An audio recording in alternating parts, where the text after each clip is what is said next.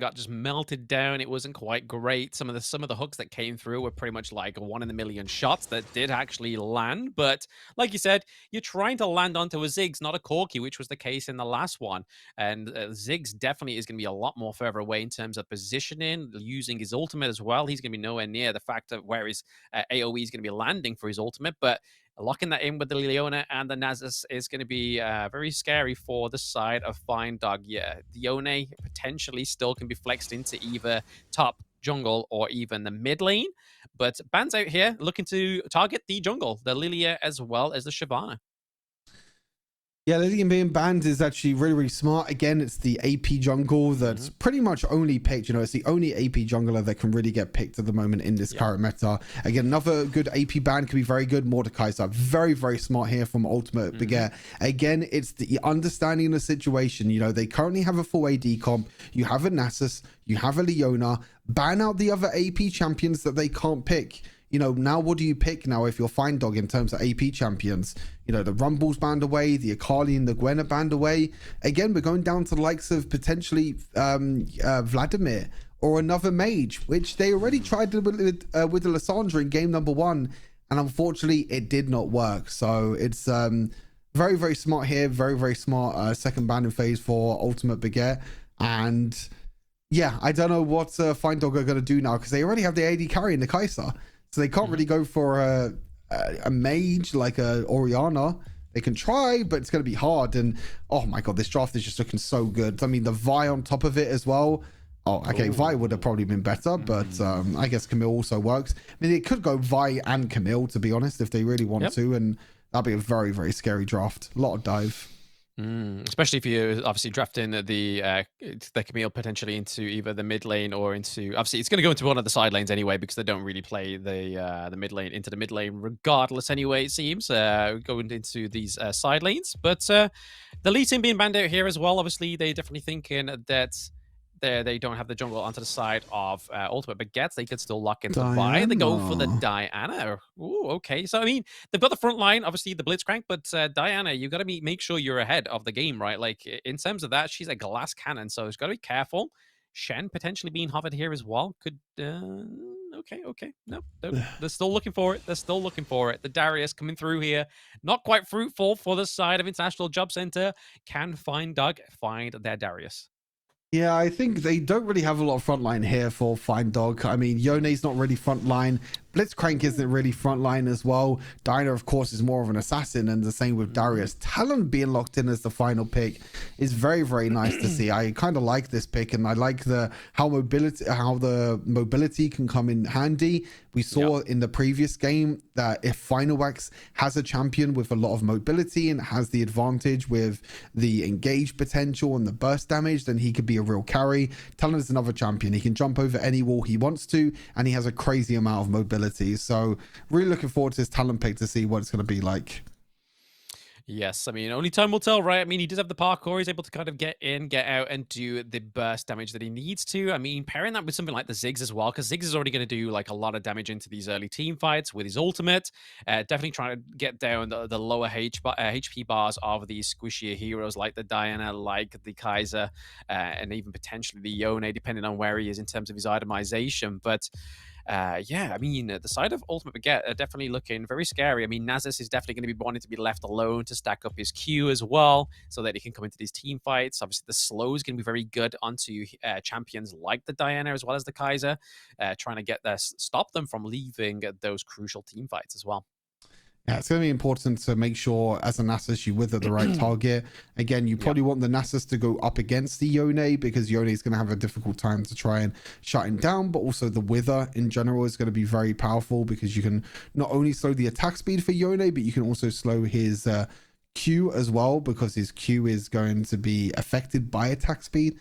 The lower attack speed, the lower the ability is going to be. So it's going to be a very, very good matchup here and I think overall Ultimate Baguette have drafted a very, very nice draft. The Camille diving on in, the Leona diving in as well. Again, the Ziggs is going to have a field day on the back line as well. There's so much follow-up. You know, you have the Camille ultimate, the Hextech ultimatum into the big mega bomb from Ziggs. Leona ultimate coming on through as well as crowd control, making it easier to land Ziggs abilities. So I really like Ultimate Baguette's draft in general. Yeah, I mean, we'll be soon underway for game number 3 between these two teams. Could this be match point for Ultimate Baguette? Can they do what International Jobcenter failed to do against Vapo, which is get that clean sweep? I mean, this is going to be the chance we find out, right? Into it is game number 3. Can this be the closer? We'll have to wait and find out. As always, the duo lane goes into the mid lane, and we just see a little bit of fun here in the duo lane just to see what can actually be done here. So the Nasus is actually going to go up against the Darius, which is not a fun matchup for the Nasus, that's for sure, because you're going to get pulled and you're just going to get bled pretty heavily here from the Darius passive, so it is going to be very hard. You can see Nasus in the early game is going to get a little bit zoned out. Yeah, got to be careful that they don't get too zoned out. Obviously, we'd like to see Nasus just kind of get fat with the Q stack. But speaking of getting fat, it's going to be Kaiser getting the first blood onto Hestes there. Very surprising first blood there. You would have thought that Ziggs would have just been able to sit back and just land his bombs. But it seems like Leona died with Flash and Ignite up. So it must have been a hook or something by the Blitzcrank. And a nice little catch there to be able to get an advantage for the Blitzcrank. So big play there from Findog to get a nice first blood. Yeah, I mean, it's definitely what they need going into this game number 3, right? They need a little bit more of that positive energy. You need to aura farm at this point because they are definitely behind in terms of their overall game points as well. I mean, 2-0 down. You need to try and get anything into your grasp to try and get the lead that you need. But Camille going in with the knock-up onto Faker Apo right now. Gets a knock-up as well. Yone doing a lot of damage, chunking as well. He has taken the barrier just like Random. Obviously, getting a little bit more of that kind of clutch barrier and shielding that you need to try and keep yourself alive in these 1v1s. Clutch factor is definitely something that Findog needs. As you can see the Talon already with the mobility. You're seeing the Talon being able to jump over walls. Just scaring Yone off there, to be honest with you. Nothing really more that the Yone could have done in that situation, just to flash away and make sure that you stay alive. But you're seeing already how difficult it is. Meanwhile, on the bot side, you're seeing Nasus trying to go toe-to-toe here against the Darius. Yep. Final Wax trying to make an engage here, trying to make a bit of a play, but unfortunately not getting anything at the moment. Ooh. Seeing the crowd control here, though, being pretty big for Heste, allowing the Ziggs to follow up and do a bit of damage. Yeah, I mean, we could be kind of like, if we're looking into like the macro kind of gameplay there, I mean, when we saw like Final Wax go up to the top side of the map, obviously it was kind of just trying to push Yone into the turret territory so that we saw the Camille try and get the Scorpion, right? Because that's what happened straight after we did that. But speaking of getting objectives, the Kaiser gets knocked down here into the mid lane as well, kind of paying back that first blood that was able to be spilt onto Hestes. So missed 2 kills already in the mid lane, unfortunately. Leona being able to get that comeback kill, as you mentioned. I think it's probably just the level 5 difference, to be fair. You know, you jump in with Heste with the ultimate. It looks like they're going to try and survive as well. Look how tanky Heste is on this Leona. Oh, the Diana actually flashing forward in the end, getting another kill, which is kind of nice. So Diana getting a kill. It's a 1-for-1 trade in that mid lane.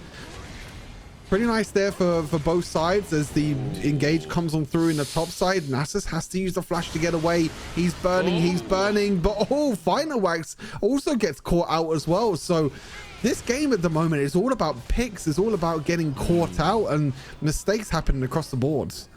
Yeah, it's very scrappy, but overall, obviously, the gold lead isn't quite kind of falling away from Ultimate Baguette this far. They're just kind of farming up to the point where they need the itemization and obviously scaling from the Nasus as well. But Faker Apo maybe get caught out here. Heste's coming up to the top side of the map. We use the Hextech Ultimatum as well. Zetaplay didn't quite connect. Unfortunately, is he able to get out of there? He has the barrier. Is it going to be enough? The ultimate falls on top of his head. The stun comes through. He has to shield him once again. He's trying to go for the knockup, but he gets the kill in the end. Oh my god, that was nearly an absolute disaster. I mean, Heste could have just walked up and used his Q. Like, you didn't even have to use his third ability. You chain the CC there. The Yone's already locked down with the Camille ultimate. Walk up, use your first ability, and then use your third ability to guarantee that you hit it. but nearly really well played there from the Yone, being able to survive that 1 versus 2. And as you mentioned before, the barrier coming in really clutch to survive a lot longer than what he thought he would in that 2 versus 1 in the top side. But Diana so far getting 2 kills is a really nice advantage here for Fine Dog. Again, we talked about how they needed that AP damage source that's coming in the jungle this time with the Diana. The question is it going to have enough burst damage really to break through the likes of the Leona, the Camille, and also the Nasus? I mean, only time will tell, right? I mean, we do have the neutral objectives up right now. We do get the route onto Ivali as well. So Kaiser is looking very scared into this team fight. And also, Blitzcrank looking a bit worse for wear in that one as well, taking a lot of damage. He's not going to be able to frontline this one. Are they going to be able to smite this one away? Nakamura is definitely on the flank here, waiting for it to go low Zenith in, trying to get the shutdown there, but it is going to be stolen. It is blue team that gets it. Fine Dog find their way to get the enchanted ensemble for now. Hesty's looking pretty low as well. We do get the kill for the Darius. Darius gets the proc onto Camille. Is it going to be enough to burn her down? Not quite. She gets out with a lick of health. Heste in the end trying to flash to stun the Diana to try and stop the invade, try and stop the steal there, but unfortunately completely missed out there as well. They're trying to dive in again.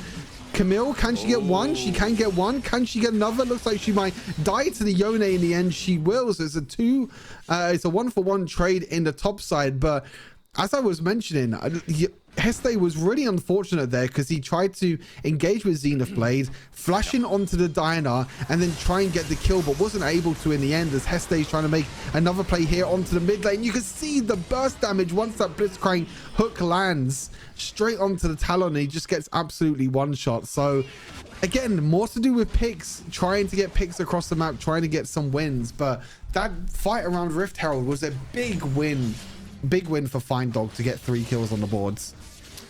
Yeah, finding their way back into this one with that, the Rift Herald. They definitely needed that one. They were able to take a lot of turret platings into the mid side of the map as well. I mean, they're looking to kind of try and do the same into the top as well. I mean, honestly, I thought Baker Apple was going to try and take that one, but with the turret plating still up, I feel like it's going to be needed a little bit more assistance from his teammates. I think if Nakamura actually survived that 2v1, I think they would have been able to take that T1 into the top side of the map, but unfortunately, they weren't, and it still means that Fine Dog are ahead by around about 2k gold for now, which is definitely a better position that they've been in for the entire of this series this far. A big thing is this game is that Blitzcrank still looking for the burst potential. You can see Heste having a little bit of trouble at the moment in terms of, yeah, he's just CC'd and he's just going to get completely locked down here. Yeah, unfortunate. But Yone is going to get followed up here. Oh my god, his jump over the wall unfortunately gets cancelled, and it is going to do enough burst damage in the end. I mean, I didn't have enough time to get my words out, but I was just about to mention that Kai'Sa doesn't really have the same protection as what an Enchanter support would give her. Blitzcrank going in again with the engage, going absolutely crazy, but Kai'Sa might be going a little bit too far now. There's trades happening all across the map. Bot lane tower went down, a top lane tower went down, so it's a 1-for-1 trade in towers. This Blitzcrank is really trying to do his best to carry his team this game. Yeah, he seems to be just like running in as a spearhead, trying to take chunk a lot of the early team fight damage and then try and get back out alive to kind of support the rest of his team. I don't think I've seen a hook quite land onto anybody but the minions at this point, but the trade across the map with the T1s into the top side and bot side of the map really is going to be the neutralizing key here for Ultimate Baguette, because they are behind, obviously, in terms of the gold. They have to make sure they get some kind of pressure onto the Rift right now, and definitely having that trade across the Rift is going to be the foot through the door that they need, right?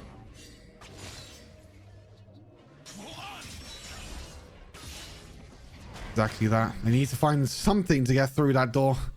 Or it's a foot, it's an arm, it's a leg. A head? They need something to get through the door because they need to get a point on the board. That's the most important thing. Exactly what they need. I mean, they're at 3K now, so they just need to make sure they're maintaining that pressure. I mean, this could be a potential good push here, but it's going to be the denial of the Ziggs ultimate there. Oh, okay. Oh. Diana into the back line here as well. I can't hear Ray come through. Hello. Damage. Hextech ultimatum as well onto the Diana. It's going to be enough to lock them down. Not quite. She escapes for now, but doesn't quite get that first skill and third skill passive on top of the enemy team. But overall, oh, final wax with the best onto Nakamura for now.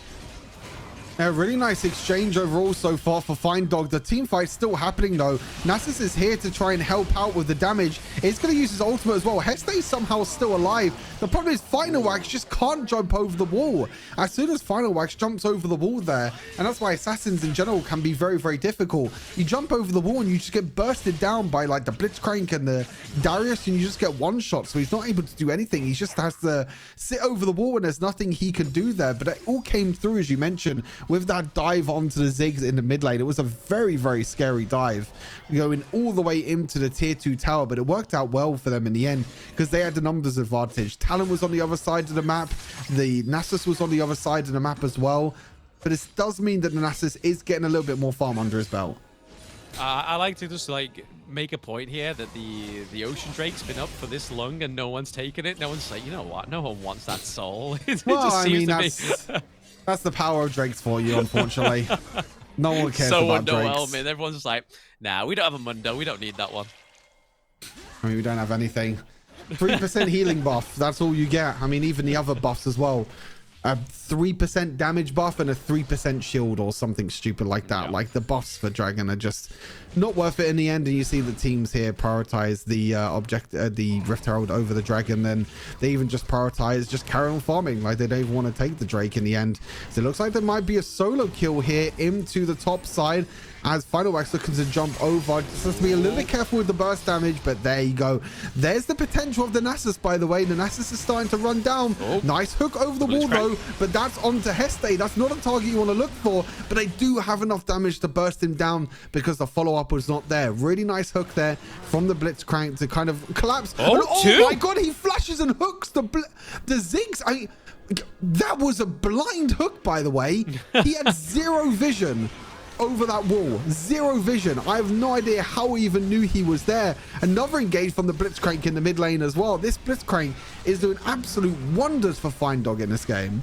Yeah, I mean, I was only like commenting moments ago that he was only hooking the minions, and then all of a sudden he comes in with a quick scope, no scope, Blitzcrank grapple hook there with the flash just into the pure dark, shooting into the dark. He's just like, you know what, guys, let's try and get it. Let's see what we can pull out of this brush. And it was a Ziggs. Did he get the kill? No, but still very impressive. Very, very interesting. Oh, look, you're going to see the same rundown again onto this Darius. The Talon, unfortunately not using the ultimate to jump on in, but there comes the engage from the Leona. This Darius is gone for wear. Another kill over to ultimate Baguette, but they're going to keep on looking for the engage. Huge Diana ultimate onto the backline. She just did some crazy damage. She actually kills Final Wax in the backline. Yone jumps on in as well. It's currently 3 for 1. It's going to be even more. It's a near ace. Only Ziggs left alive, but my god, Nakamura there on the Diana nearly one-shot the entire backline of Ultimate Baguette. It was such a huge engage. Yeah, I mean, this is what happens when she kind of gets the automation. In terms of nuke damage, she's a glass cannon, but at the same time, she's able to just kind of do so much burst. I mean, the Ludens into the Rabadans is going to be doing a lot of damage thanks to the Ziggs into Ultimate Baguette. They're able to get the T1 into the mid lane, but they are going to lose this Baron Nashor overall. Baron going in the favor of Fine Dog, and now it's going to mean that they're in the driving seat in this game. They're going to be ones that are going to feel a lot more confident to try and break this game. Yeah, try and break it open, but that's what they need to do, right? I mean, Dark is actually ahead with around about 7k gold, which is definitely like the lead that they really want in this one. Finally, Final Wax is like, you know what, I'm going to kind of do we have a Drake! But the Drake is going to be taken there by Ultimate Baguette. They kind of need anything. They're like, hey, give me 3% of anything. We need it right now. Yeah, if they need any sort of stats buff or any sort of bonus that they can get there. 6k gold behind at the moment. So they're still going to be a little bit, a little bit far behind. As Ziggs again just put under so much pressure in that mid lane with the Blitzcrank. And I was talking about how Blitzcrank in general might not be a very strong pick, but seems like a very nice comfort pick here for Fine Dog, and they're finding the hooks across the map to get some huge advantages. Yeah, huge advantage overall, which is, Doug, what they really need in this best of 5, right? I mean, they have a potential shot to take this to a 1-2 scoreboard for themselves and potentially get another go in. But oh, the status comes through. The ignite, but there's just too much. The X-Cycle ultimatum is not going to be enough. The burst from the Diana was just too much for the Camille at this point. Breaker Rapo doing a lot of damage onto Final Wax as well. Final Wax has to go back to base, cannot help his teammates in the top side of the map. Hestes is being pulled in once more, taking so much damage. He gets taken down thanks to the Kaiser just coming in, sweeping up. Potentially another kill here, but the status does come through. It buys time for the teammates to come in. Nakaruru with the big ultimate. Double kill going over to Infinite as well. Another huge win here for Fine Dog. Again, this Blitzcrank pick has been an absolute savior for this team, and this could be the momentum that they need to try and reverse sweep this series. It's already looking good in this game to try and win this one, as they're so far ahead across the map. It's so difficult right now. I mean, this Diner has nearly 15,000 gold, and the Yone even survives on 1 HP as well. Oh, he gets so much healing from the honey fruit in the end, and he's gonna go back in. Oh, it's just beautiful in the end. The engage as well from the Diana, and Ultimate Baguette have just been left with their pants down by their ankles, Blam. They just don't know what they're doing. They don't know what they're doing, unfortunately. That's exactly what it is, right? I mean, Ultimate Baguette had everything. They had 2 points on the board, and right now they're looking to kind of just drop this one and Fine Dog with a valiant effort with this game 3. Okay, they are going to lose a member. They are going to lose their jungler, so they need to be a little bit careful. But again, you still have the Blitzcrank kit there for the hook if they can try and find the Ziggs. They're not going to find the Ziggs just yet, unfortunately. The jungler is down, though, for 30 seconds. So it might give a small window here with Final Wax alive as well. Might give a small window for them to try and take the Baron. There's about a 5 seconds difference between Nakaruru respawning and the Baron. But you see the TP purchase here for Diana. Even if they try and burst down this Baron, the TP is going to come through from the Diana and try and save the day. Exactly. I mean, Ultimate Baguette are definitely trying to formulate around this Baron Nashor as well. They want to try and deny it from Dog, because if Dog gets this, it's going to be pretty much Jova. I mean, they're getting pulled as Pestras at this moment in time, but can they just manage to do a lot of damage? But Yone tries to go and get a knock-up, but they get the Baron Nashor to the side of Red Team, but will they be able to survive this team fight? So much damage coming over from Dog right now. Hest is down, as well as Camille and Petrus as well. They've got to be careful, or else this Baron Nashor means nothing. Yeah, they're going to need to try and clear these waves now to try and make sure that they can defend their base. They have the minions coming in. They do have the Ziggs. Oh my god, that was so close. I thought he was going to land the hook in the end. They are going to try their best here to try and use this Ziggs as wave clear. You can see how much wave clear the Ziggs have. I think this Baron is going to be enough to stall this game out a little bit longer, because Ziggs' wave clear is very strong, and it's very difficult to try and close the game out when you're against the Ziggs. Yeah, I feel like if Ultimate Baguette managed to get the Elder Dragon, then there is a chance that they get a good team fight. They come back and then just try and run it down either in the mid lane. Because, I mean, honestly, the lanes on the side of Fine Dog are still very strong. They don't really have the minion wave just yet, but they have to do it within a timer, because they have to make sure that they have the Baron buff minions into these lanes to get the worth out of that Baron Nashor. But the thing is now is they're going to naturally push. Like, they can all 5 group at Elder Drake now, because they got the Baron buff. They're able to all 5 group at this Elder Dragon. They're able to easily group, and they don't have to worry about side lanes. You know, top is going to be pushing in. You can see the Nasus is pushing in bot lane as well, trying to get that tower. These Baron buff minions are going to be able to push these lanes out, so they're going to be completely fine with that. The difficulty is like trying to find the right moment in these team fights. Again, these Blitzcrank hooks have been on point throughout the whole of this game, and it's about whether he can land just one more hook. That's all he needs, one more hook and a dream to try and finish this game. And oh my god, Yone, he just what? That damage was nuts. Damage went crazy. Went brrr. And then obviously Camille to the back line there, using Hextech and ultimatum, trying to just split apart the team fight, but it's not enough. Kaiser gets the kill, gets a double kill onto the Ziggs as well. Can she clean up some more? Hestes is on the run, and it is going to be the takedown and ace for Fine Dog in this game 3. Is going to be the comeback they need with the minion wave into the mid lane. that huge damage there from the Yone, and that's the safety net of this champion, being able to use your third ability to dash over the wall, to kill their jungler and just jump back away to safety. There was no threat at all that that Yone was going to die, because you just jump forward, you do a little bit of damage, and you just jump back away to safety.